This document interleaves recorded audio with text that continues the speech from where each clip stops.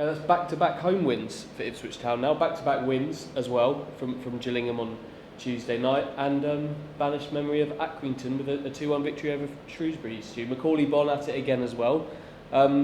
Ultimately a positive day for Ipswich.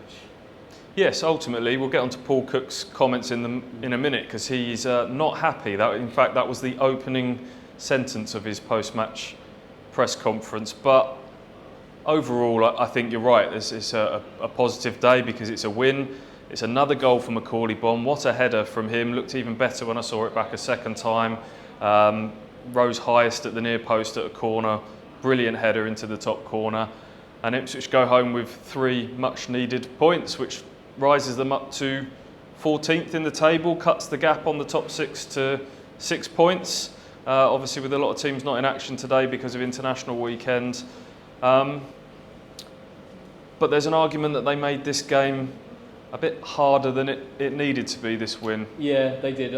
Cook's talking about a 23-minute spell at the start of the game, which included a goal for Connor Chaplin, which took them a goal up, and at that point they dominated that 23 minutes. Shrewsbury didn't offer an awful lot. I think they were here happy for a point. Ultimately they didn't get it. Chaplin put Ipswich ahead, and from there you've got to hope that these Ipswich teams go on.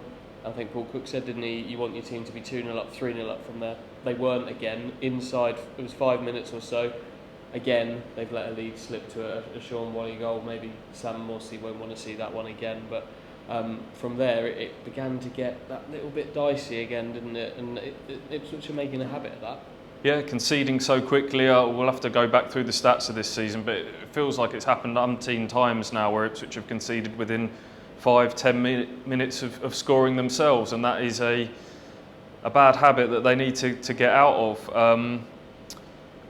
Paul Cook didn't want to get away from that in his post-match. He didn't really discuss the positives of the win, of the second half, and I thought they responded really well second half. And after getting in front again, I thought they managed it really well in the second half. But I think Paul Cook's making a real point to his players today that these standards need to be kept high, and I think there was a sense of a bit of complacency in the way that they went into the Accrington game off the back of the 6-0, and maybe a sense of complacency that having gone 1-0 up and dominated so much, and Shrewsbury looked poor. They looked like a Doncaster again today, and Ipswich looked like they could carve them open at will.